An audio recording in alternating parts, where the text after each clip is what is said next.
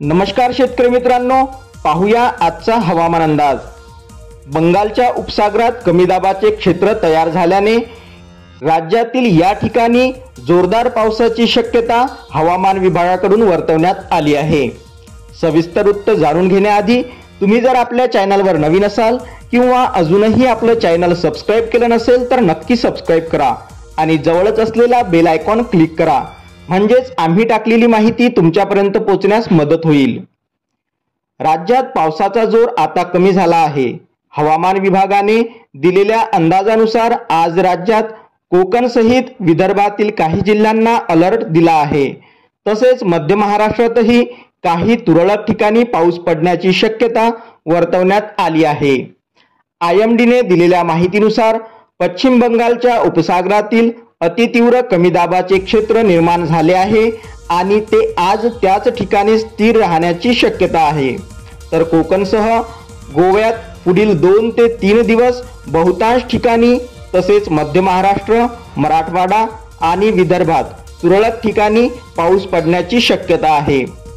18 तारखेपासून कोकण आणि गोव्यात बऱ्याच ठिकाणी पाऊस पडण्याची शक्यता वर्तवण्यात आली आहे।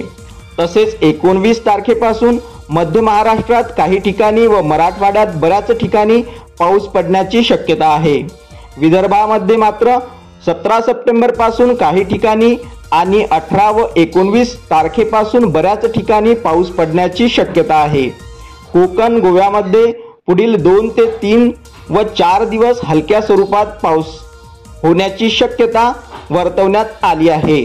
मध्य महाराष्ट्रात पुढील 2 ते 3 दिवस तुरळक ठिकाणी हलक्या ते मध्यम स्वरूपाचा पाऊस पडण्याची शक्यता आहे। मराठवाडा व विदर्भात पुढील 4 ते 5 दिवस रोज काही ठिकाणी हलक्या स्वरूपाचा पाऊस पडण्याची शक्यता आहे। तर विदर्भात काही जिल्ह्यांना येलो अलर्ट जारी करण्यात आला आहे। विदर्भातील अकोला, अमरावती, बुलढाणा, भंडारा, चंद्रपूर, गडचिरोली, गोंदिया, नागपूर, वर्धा, वाशिम, यवतमाळ या ठिकाणी हलका ते मध्यम स्वरूपाचा पाऊस पडण्याची शक्यता हवामान विभागाकडून वर्तवण्यात आली आहे। तसेच शेतकऱ्यांना काही महत्त्वाचा सल्ला सुद्धा देण्यात आला आहे। विदर्भातील शेतकऱ्यांनी आपल्या जनावरांना सुरक्षित जागी ठेवावे, तसेच उडीद व मूग या पिकांची काढणी करून कोरड्या व सुरक्षित जागी ठेवावे असा सल्ला शेतकऱ्यांना देण्यात आला आहे।